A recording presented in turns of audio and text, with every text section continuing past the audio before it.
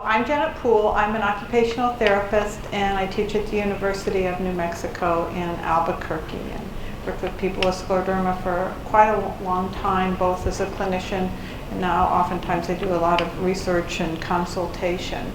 And my email address is on there. Feel free to email me with any questions you have. If you're seeing an OT or a PT, feel free to give them my email address also. So I have to first just say, what is occupational therapy? Has anybody had occupational therapy? Okay, a couple people. OT is skills for the job of living, and is therapy based on activities of daily life. So we think of occupation as really not just your work, but what occupies your time. So self-care, I'd be self-care, education, work, leisure or play, or social interactions. And so occupational therapists really specialize in different activities to allow you to do that. And of course, most of those activities involve hand function. So we're going to talk about stretching exercises for the hand today. We'll talk a little bit about some dexterity exercises, some adapted equipment. I'll just kind of reconfirm ideas to protect your hands, and then we'll do some face and mouth exercises with that. So stretching is really important. We call it stretching. OTs and PTs often call it range of motion exercises. One thing to do is to use heat or massage to kind of warm up the tissue in your hand before you start doing the exercises, because that just will increase the extensibility of the tissues. And range of motion and stretching should be aggressive and started before obvious deformities. So you look at your hands and you say, oh, that work pretty good. I can make a fist, I can straighten them pretty good. But if they feel tight, or you have skin thickening in your hands, you probably need to do the stretching exercises. Maybe not as aggressively as people who do have contractures, but still do it. And range of motion exercises should be done even if you have ulcers, although there's ways to modify them so that you aren't pushing on the ulcer or harming it.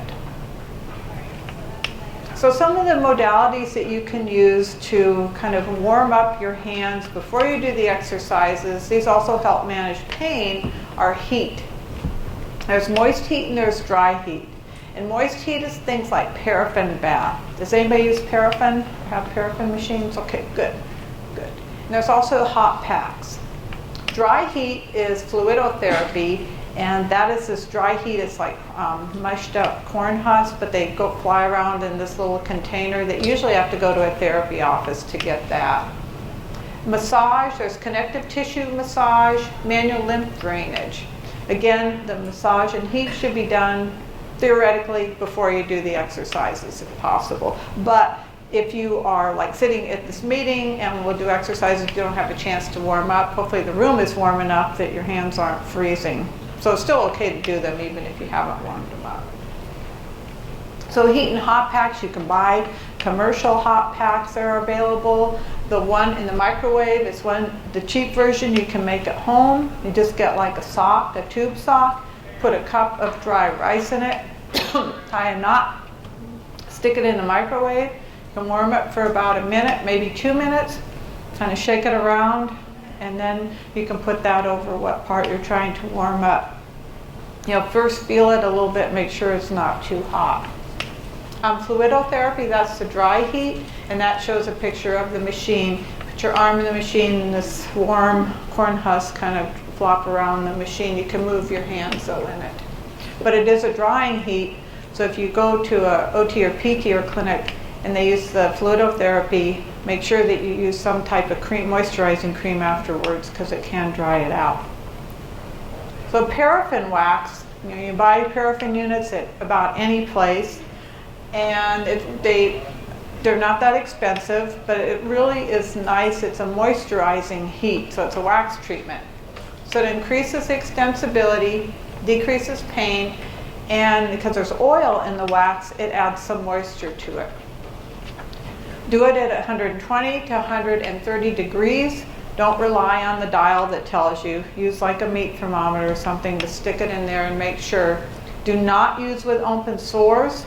If you unfortunately have sores, you shouldn't use the paraffin. And what you do is you dip your hand in Take it out, dip it in, take it out. Do that about 4 or 5 times so you have like a glove on there. And then you just put it in like a baggie, plastic bag, or you can wrap it in saran wrap and then put some heavy towels over it. If you're by yourself, you can probably only do one hand at a time. If you live with somebody else, they can help wrap you in that. You can use like a big mitt. There's mitts available too that you can put your hands in. Keep it on about 15 or 20 minutes till it starts to cool down a little bit, and then you just peel it off like a glove and stick it back in the machine. Make sure your hands are clean. Don't let anybody else use your paraffin. And then also, you can reuse it a couple of times till it, it starts to look grody, kind of discolored, and then use some new wax. A massage, there's connective tissue massage, which is a deep stretching type of massage that is probably nicely done by a trained therapist for that. It's hard to really do it to yourself. And there's some evidence at the bottom that does help people with scleroderma with motion and some skin extensibility. There's manual lymph drainage, and that is a massage that's sort of a milking massage that helps move the fluid out of the hands. This has really only been shown to be effective in people who have more early scleroderma and have the puffy fingers. So if your fingers are kind of puffy and swollen, then this type of massage can be useful, but it has to be done by a trained therapist. So the purpose of the range of motion or stretching exercises is to prevent or slow down the progression of contractures. And even if you have contractures already, probably a good idea to still do some of the stretching exercises because you want to maintain what you have and not lose any more motion. Need to do these frequently and beyond the point of resistance. Need to maintain the stretch for about 3 to 5 seconds, even if your skin starts to turn a little bit white, because it really is a stretching exercise.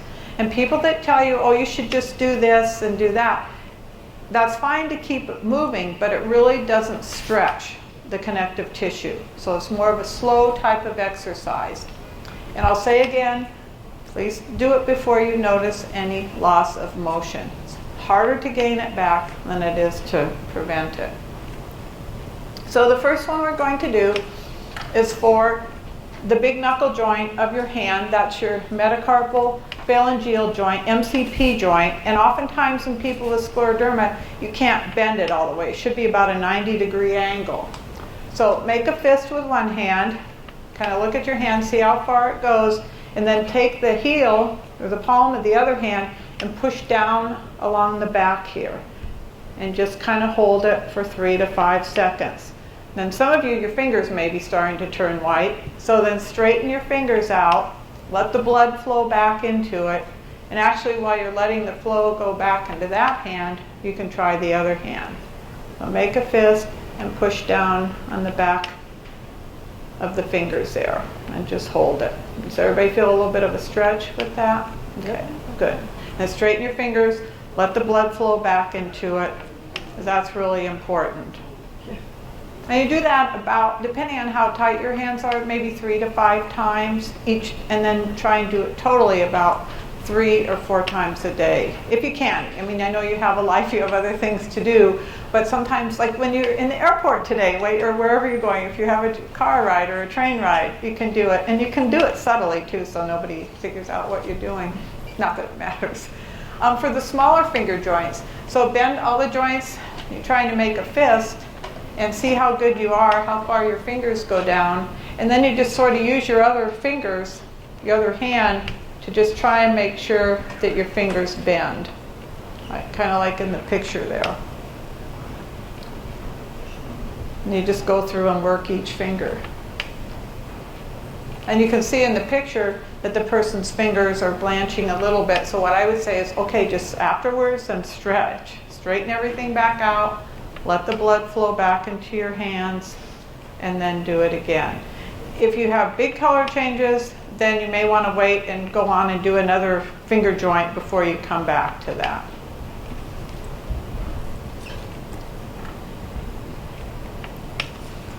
Okay, these exercises are for the PIP joint, or the proximal interphalangeal joint, but basically what they are is that middle joint in your finger, the one that people with scleroderma get the contractures in for that.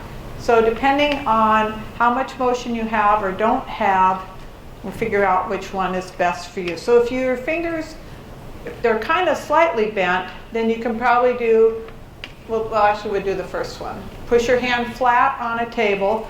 Your lap will work for here, but ideally you need a flat, hard surface.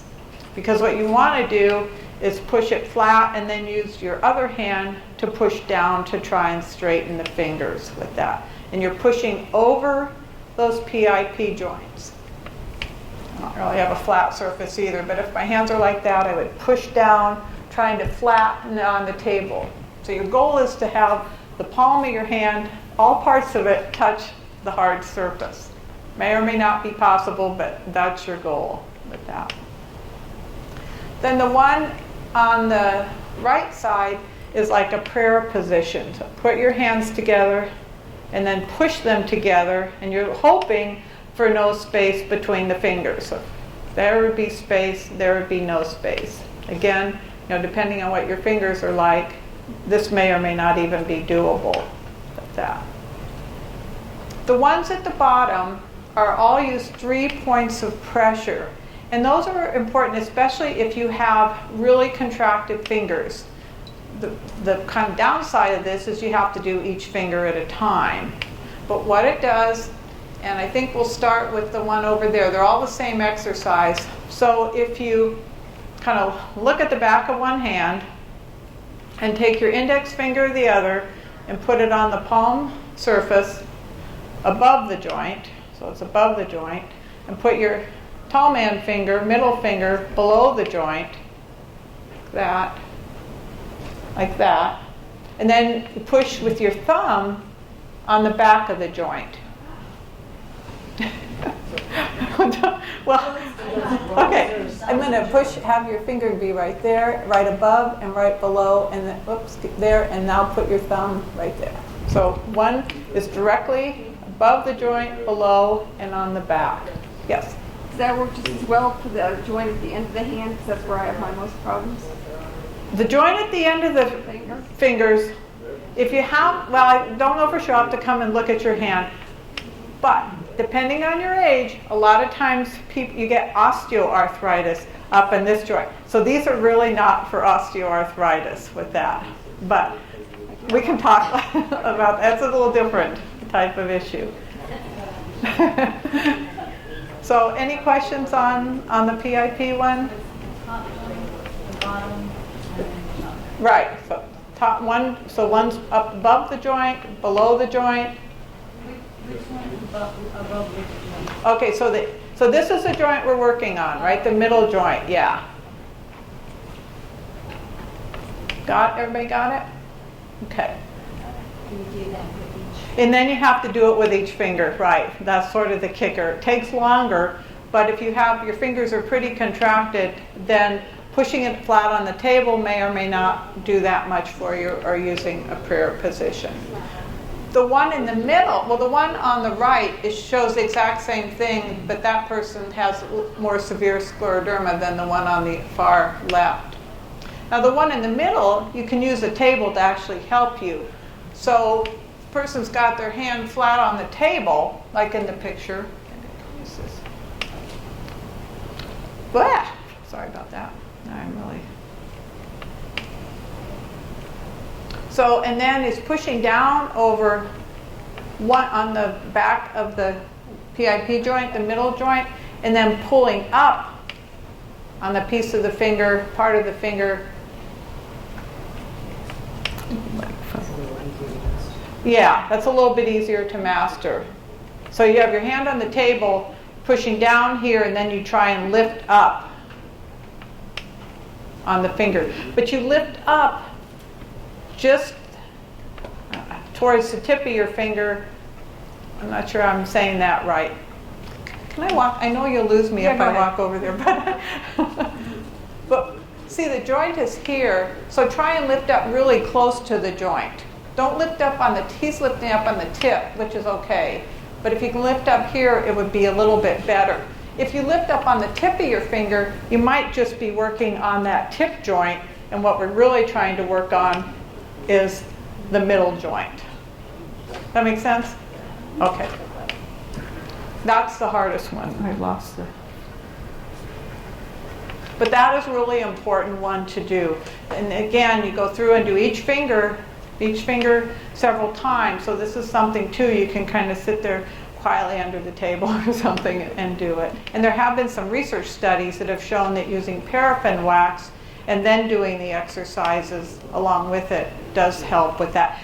I mean, I can't promise it's going to ever get back to what it was, but it does improve it a little bit.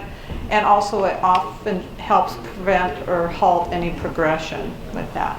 Won't guarantee it works for everybody, but again, what you're trying to do is to prevent any more changes or prevent from happening with that. But again, your whole disease and what's going on may also influence that. If you have ulcers, it may set you back. Yeah. So if you have really severely contracted fingers, like this lady here, what I had her do is just hook her hands, her fingers, on like the back of a chair or the back of a table, and then just sort of pull away, like pull towards yourself.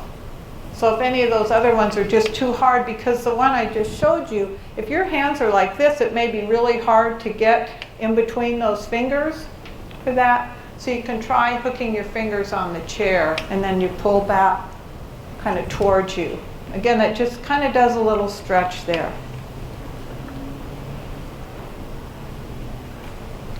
Okay, these are exercises to spread the web spaces between your fingers, because those tend to get tight. When your fingers get tight like this, you tend to lose the spaces in between there. And you need that for often typing or putting on gloves if you wear gloves. So one thing you can do is you can put your fingers, like just cross your fingers, and the goal is to slide them all the way down, which may or may not be possible with that. And then you just can sit there nicely, like good little students, right, in school. And that will give you some stretch there. The one on the right here, this gentleman has scleroderma. He told me everybody always seems to have water bottles these days.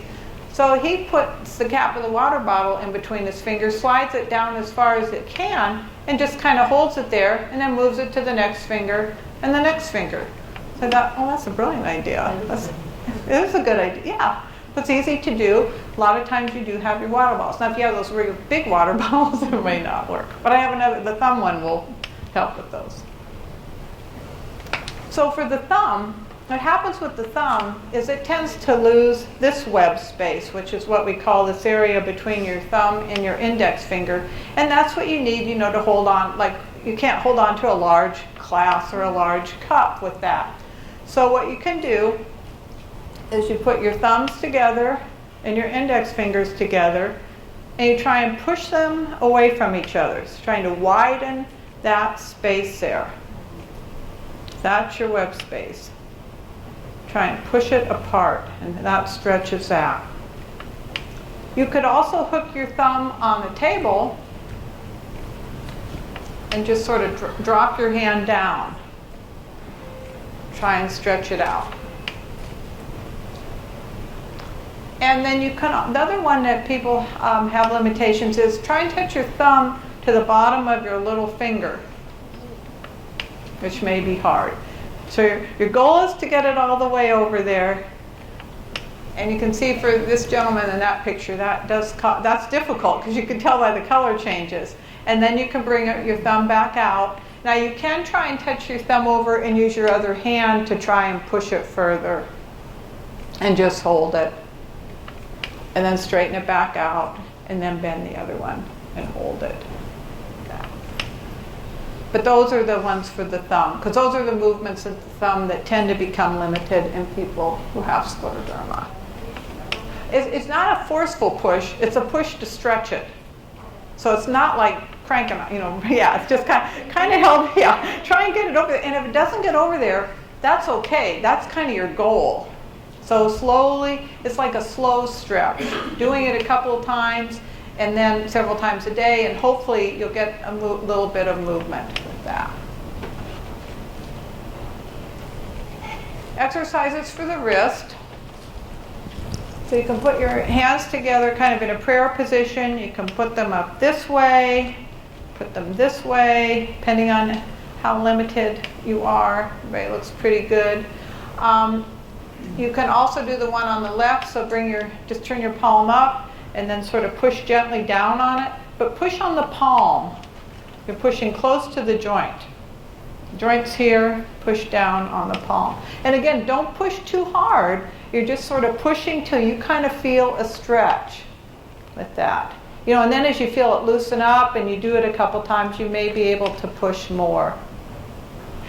And then wrist flexion, which is bending your wrist, is bend your wrist down. Now this one, don't push very hard at all. Just sort of very gently stretch. Because right in this spot here is your median nerve and a lot of your tendons, and that's where your carpal tunnel is here. So if you push on that too much, you might be scrunching all those and cause numbness and tingling. So be very careful that direction. Most people with scleroderma can move this direction pretty good. It's the going back, the extension that's harder.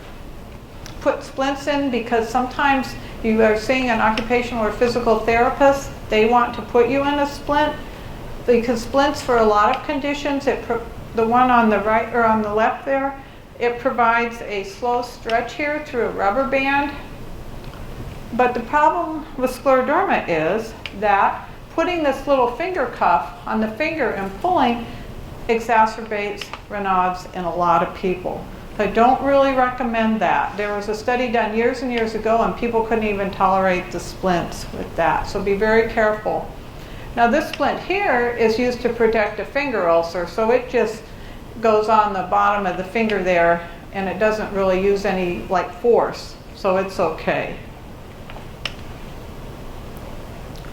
So one thing that happens, what I've noticed, is that the hand limitation sometimes can sneak up on people. You think your hands look pretty good, and they probably do look pretty good, but then all of a sudden you notice that, oh, maybe it's hard to get gloves in, or you're reaching into your back pocket, and your fingers are a little bit more bent than they used to be, and it's hard to get back there.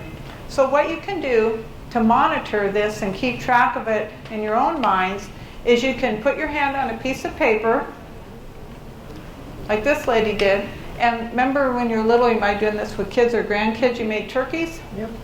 I'll make a turkey. But what I would have done here is I put her hand as flat as it could be on the paper, and then that's her outline with the fingertips. So then what she does is she can check her hand motion by putting her hand on the picture, and if her hands don't, what I would have her do is push down on her hand to make sure she still fit into that pattern. If she doesn't, then I say, okay, you've got to really work on those exercises that I showed you in one of the first slides for the PIP joint.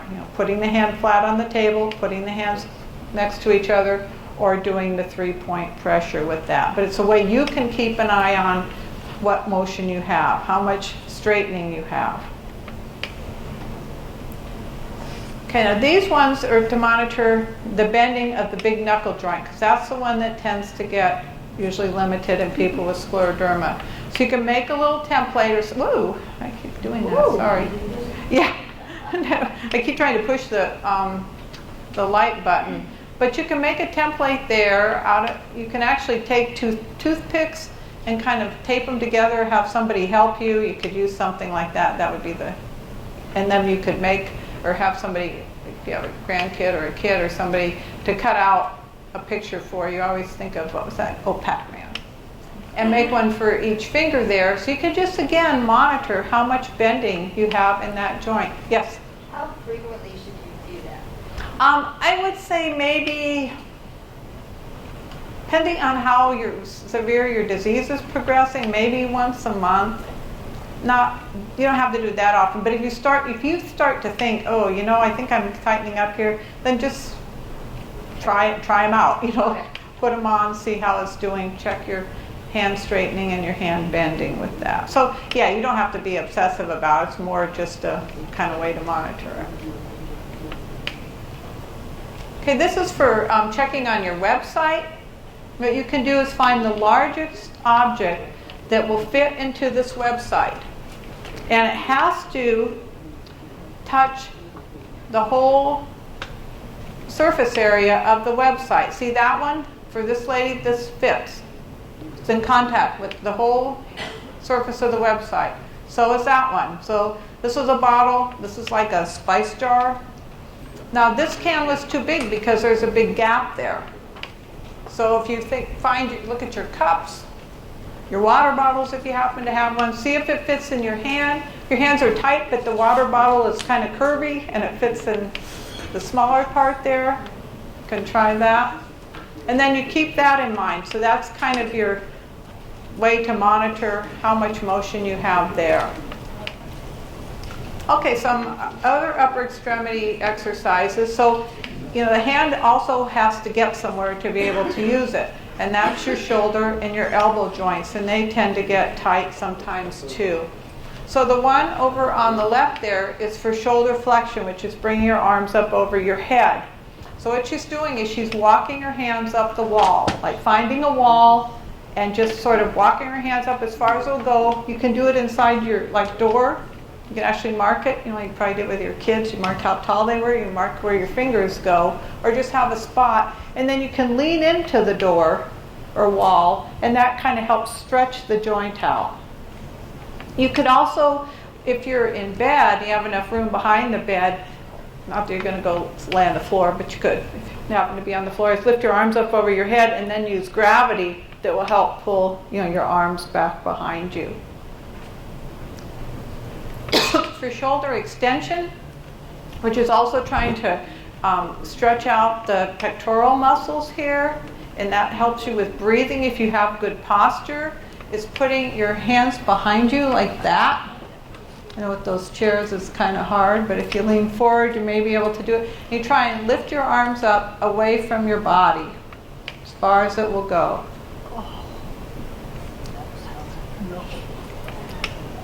And it should feel good because we all sit like that all day, all hunched over our computers and everything. The one on the right, the external rotation, is just putting your hands behind your neck and trying to bring your elbows back as far as it will go. And again, this is one you can do in bed on your back because gravity will help bring your arms down to mattress, or just do them like that. So hopefully it should be good stretch. Okay, the one at the bottom is for palms up, palms down. So palms up is supination, palms down is pronation. And it's got a rolling pin, but you can use a pen. You could actually use a bottle. Have one, you put your bottle. And what you're doing, or the whole point of this is, so if you do palm up, you have a bottle, turn palm up. And then you just can use leverage to try and push it further if you need to. So if you only went to here, you could use the other hand to do that. Make sense? Or you could even, if you had you could use a hammer too if you happen to have them, or a mallet in your kitchen.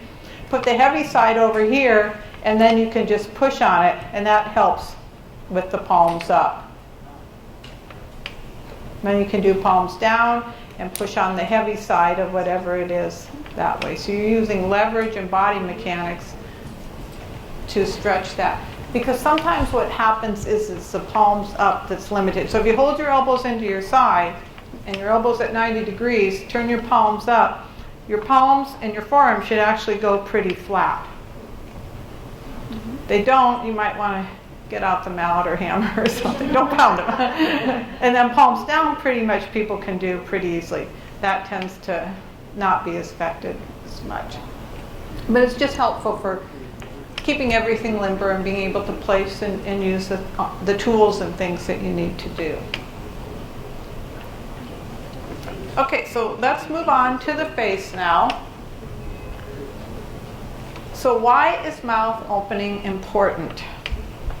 So all of you go to the dentist, yeah, and they all work. You have to open your mouth to go to the dentist, right? And that's sometimes when people really notice that they're starting to have mouth changes. Go to the dentist, maybe you haven't been there in, every 6 months, and your hygienist or your dentist says, oh, I'm having a hard time getting into your mouth or back to your teeth with that.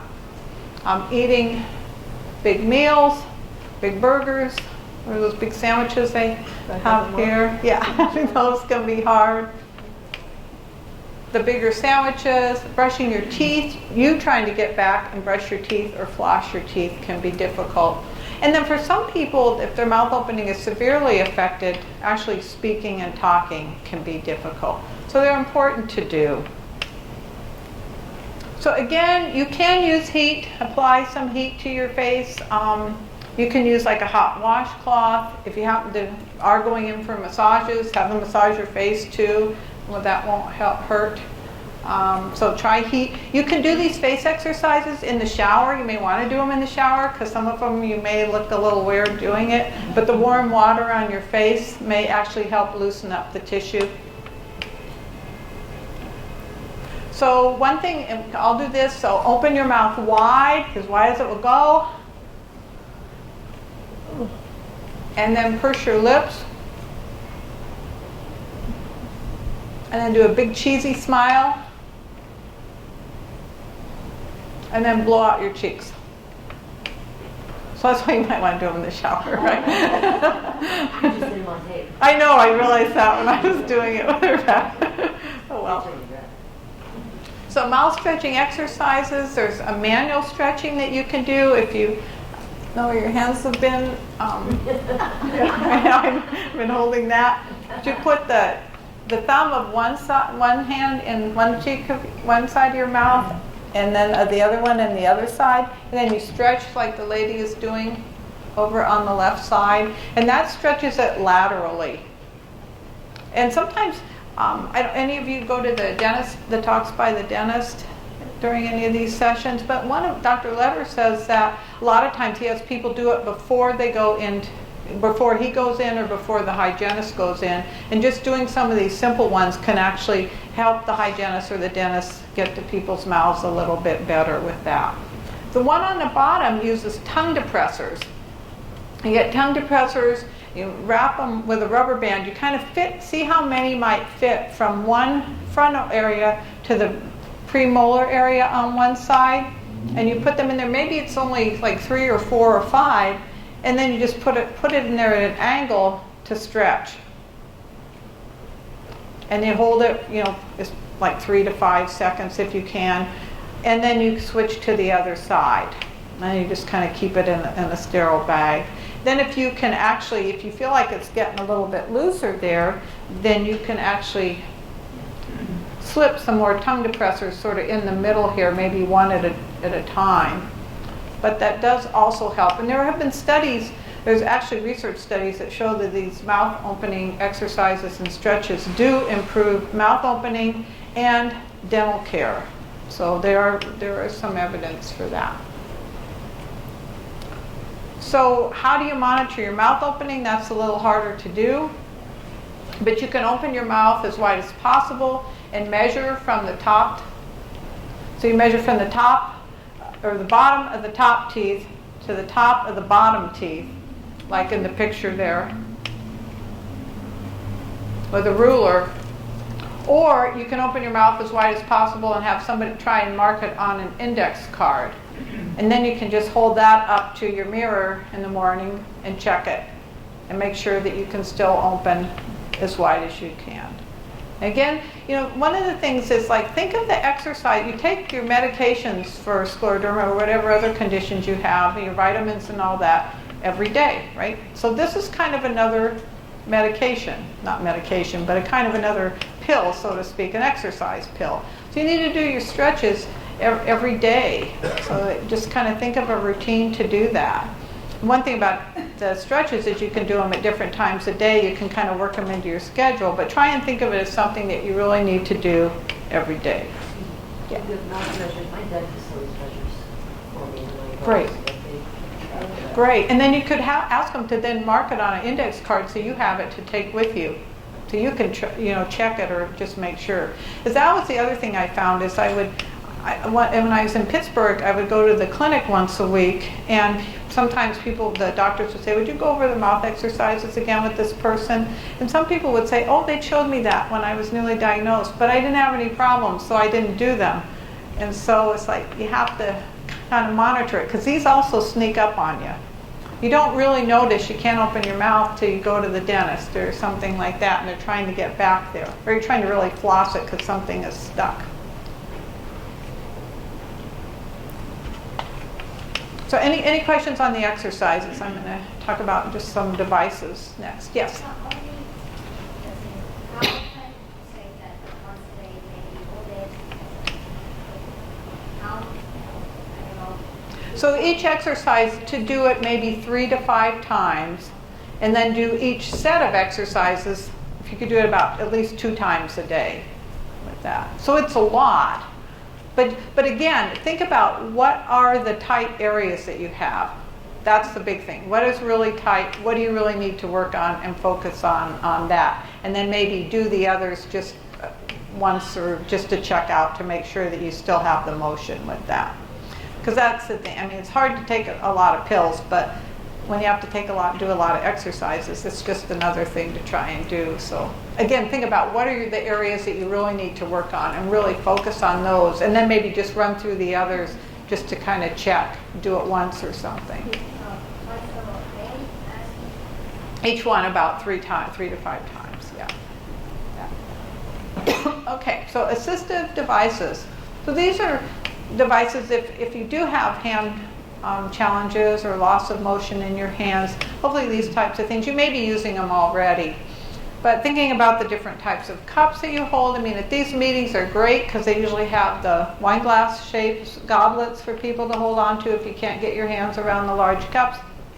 Did notice in the bathrooms in this place, those are the widest cups. I know they're huge. Those are really hard to hold on to. Having the smaller kind of hourglass shaped cups can be helpful. There's built up tubing you can get. You can buy pipe insulation materials at Home Depot or Lowe's that you can wrap around your utensils to help. If you have severe limitations, this is just a universal cup. It has a little pocket there. You can put silverware in, a toothbrush or something like that. There's a million dressing devices out there, button hooks, zipper pulls, the sock aid, button hook, long shoe horns, just a whole bunch of things. Of course, you can eliminate buttons altogether. Don't wear shirts with buttons. Wear elastic waistbands, get rid of the zipper. So, kind of think about your wardrobe.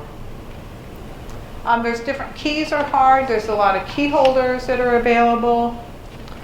Trying different ones to see what works. Pill organizers, these are ones that you push instead of trying to flip up with your thumb. Some are easier than others. These are some medication Easy Comfort that has all these different things because when you have to pop the pills out of the foil thing, or you open up a new bottle of pills, usually it's commercial ones that have the foil on the top, sometimes you just cram a knife in there, but how do you pull it back if it's hard? And then the Good Grip and Osco types of tools have the larger handles and they're more ergonomic. Jars and can openers, these are all different ideas that people with scleroderma have told me that they use. I don't know, you may have ones that you find are really more effective and work for you, but there's all different ones that can help you open up different types of containers with that. I mean, you can always have show and tell. If you have support groups that meet, you can have like assistive device show and tell meetings where everybody brings their best piece of equipment so people can use it. But because you don't want to buy something if you're not sure if it's going to work, but it's a nice way to be able to find out. Somebody told me about this 5-in-1 opener that they used to open all different types of things. Opening the medicine bottles is often really hard too. You can ask for non-child-proof ones. Sometimes flipping it off with the thumb is easier, or just turning it instead of having to push down and then turn the container with that. This is Dyson, and it's kind of rubbery and it sticks to it a little bit, and this is another kind there. And somebody told me they really liked that one. Okay, so oral hygiene, right, since I'm an OT, I worry about, daily living skills, so brushing your teeth is important. There's all different types of toothbrushes. I think now a lot of people use electric toothbrushes. They have the larger handle, but they do a lot of the motion. So if you don't have the supination and pronation or wrist motion, the toothbrush will kind of do it for you, which is good. There's electric toothbrushes, there's water picks.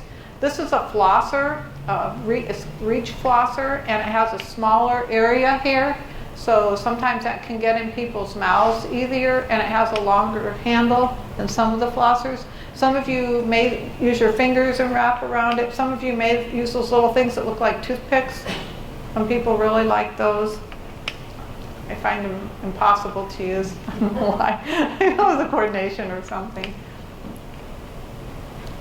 Okay, now we'll do some dexterity exercises. So think about too that, use your hands to do different activities, but to just kind of keep them supple and kind of coordinated. If you have the little balls that you can get, you can get kids plastic balls or rubber balls and just try and manipulate them around. If you have a paraffin machine, when you take off your hands, you can roll and make little balls and a ball and just try and move it around to different places in your hands to kind of keep your fingers and your thumbs moving. Your hands are still warmed up from the paraffin. Well, I know people really like those. I do not happen to like them. I don't like tennis balls. I don't like hard things that you squeeze, because when you squeeze hard things, you don't get the full motion. So you really aren't engaging all the muscles. I think they're okay, but it's something like a putty, or you can make it out of flour or something too, but just to exercise putty, or dough is always good if you like to cook and knead dough, because that's strengthening, but you get the full motion in your fingers when you do it. Yes? So how do you feel about those finger exercises? One individual, With the rubber bands? no, they come in different weights. Spring loads for each finger. Oh, I know what you mean. Yeah. Those are probably okay unless it's too huge for your hand. No, actually, I tend to use them for when I have blood drawn. I have to make a fist because I can't. Mm-hmm. I can grip it. Because it gives you like something to do Yes. it with, yeah. So those are probably okay, but I would look and make sure that you really are getting almost full motion when you're doing it. If you're only getting a little bit of motion like up here, and that's what with some of those, you only get a little bit here, it doesn't really strengthen these other muscles, the flexor muscles that only go up this far in your fingers. They don't really get that. So that's my problem with some of these bigger types of things. And say don't use them, but make sure you do something that really gets the full motion. And those rubber band ones, again, it's fine. They're not rubber bands. But no, they have the springs. Yeah. Yeah. My physical therapist is using them, so Mhm. lots of them. Yeah. So just try and make sure though somewhere in there that you're really, these joints, the knuckle joints end up bending too. And then coins, you can just pick up coins and try and manipulate them around in your fingers to put them back in, or pick them up a table, or even if you have to slide them off the table to see if you can manipulate them. Just kind of things to, these are little dancing fingers. Now I don't think the website still works. For some reason my slide still does, but the website I couldn't find. But just sort of moving your fingers around, doing different things. And then to try not to get ulcers. You've heard that like almost probably every talk that you've been to time, and I know that is your goal too, but just insulate your hands from cold, strong detergents, irritating chemicals and bacteria, so wear gloves. Avoid tasks that risk fingertip trauma if you can. Protect your fingers. There's splints that you can, like the one I showed you earlier, that people are typing. Again, you can also use, the voice-activated programs if you have ulcers or sore fingers. These are gel pads and caps and finger sleeves that are from Poole company. You can Google it and you can order those. These are some guitar things that some guitar player told me about. They just fit on your fingers. They don't protect it a whole lot, but they might protect them a little bit depending on what your job is. I've not tried Nu Skin, but I know Nu Skin is out there, And it may or may not help your fingers. I don't know if it will work or not. You could try it. Coban is this kind of this tape that sticks to itself. But if you had an ulcer on your finger or it was healing on the back here, you can wrap the Coban around it. You can still kind of move to do something, but it does protect it from bumps. I use Coban to make things fatter. You know, we're talking about the pipe insulation and rubber bands. Coban is awesome. Yeah, that's right, Coban. Drumsticks. And Coban too, you can, in the vet. and that's what I was going to say. Animal supply store because it's a lot cheaper. Right. You can get chickens and stuff. But the Coban you can get in the veterinary animal supply, and it's cheaper than trying to get it through like Walgreens or drugstores or something like that. And I would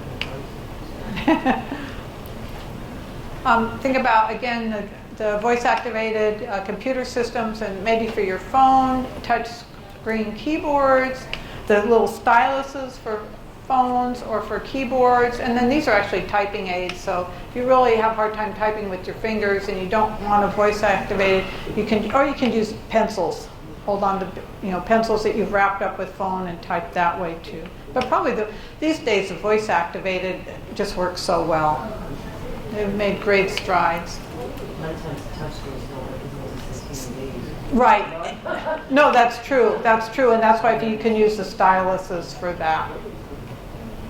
Avoid static positioning. There was actually an article that showed that people using their phones and holding their phones like this, it did cause Raynaud's in those fingers that you don't even think about. I never thought about it. So resting it on a stand, using a stylus, or putting your little iPad on a stand so you aren't constantly holding it. Ideas to keep your finger moist. These are the fancy versions of it, but moisturize. I've not tried these with people with scleroderma. I saw them in a store where my daughter worked, and I'm like taking all these pictures thinking, God, I wonder if these will work. Probably the cheap version is to get cotton gloves and put Vaseline on the ends of your fingers and wear cotton gloves like at night. This is the fancy version of it. They need to make mittens. Mittens, right? But the thing with the gloves is that then if you put Vaseline on there, it will tend to keep it on those fingers, and if you have mittens, then it'll be maybe all over the sides of them. Then the mittens would work. Yeah. No, that's true. Good point. And energy conservation, I just put this in here just to kind of remember to take care of yourself with everything that you do too, and take your time, prioritize, plan, pace, think about your posture. So the quicker that you try and do stuff, then you tend to bump your fingers and maybe don't take as good care of them as usual. Different computer ideas, talked about some of those. Keyboard, there are like heated mouses, or whatever you call them, mices. They're heated mouse pads. There's keyboards you can get. I know they had the wristies downstairs, and you can put your little chemical hot pack in there when you're typing. Everybody has all the gloves now that work. And I just don't remember why I put that in there. But if you work, these are, anyway, I put job stuff.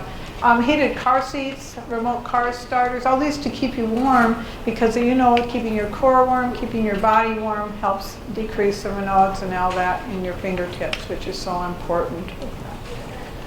And in conclusion then, heat and massage can be done before exercises to warm up tissues. Do your range of motion and stretching exercises. They should be fairly aggressive and started before deformities. Monitor your hand motion, using the ideas we talked about. Exercise and stretch all hand joints, but concentrate on the ones that are the tightest, which is, I think, in response to your question, really work on the ones that are the tightest, because you have a life to live too, besides doing exercise. If you have ulcers, you may not be able to, of course, push on that, but maybe you can't. So if you have ulcers on your PIP joint of this finger, you won't want to do that 3 points of pressure. But if you can kind of stretch against it a little bit, but make sure that you then maybe work on the joint above it, like the knuckle joint, so that doesn't get stiff while you're trying to heal that one. And you can maybe work on the distal one too. So you keep the joints around it. Take care of your hands, keep them warm, protect your skin. Don't forget your face and mouth exercises. Keep track of your mouth opening. And there is research evidence that the interventions, the stretching, the paraffin wax, massage, joint manipulation, and the face exercise result in improvements in joint motion and hand function and oral aperture. So there's actually evidence. And I put in some of the articles here. I had a lady tell me that she gave her doctor one of these articles who did not want to send her to OT or PT and got a prescription for that. So because there is evidence, people don't think that there is because these aren't huge studies like the drug studies. I mean, it's hard to get 100 people in a study on hand exercises because you have to make sure all the therapists do everything the same. Therapists don't treat only people with scleroderma like rheumatologists, have specialty. Hand therapists tend to work with people with all hand problems, so trying to get enough people. And where to find an OT, should you need one. And then there's a million websites. If you want some type of assistive device, you can Google them and you'll get more information than you ever wanted with that. But there's just some different ones there. Okay, I think that's it. Thank you so much, everybody, for staying to the last one.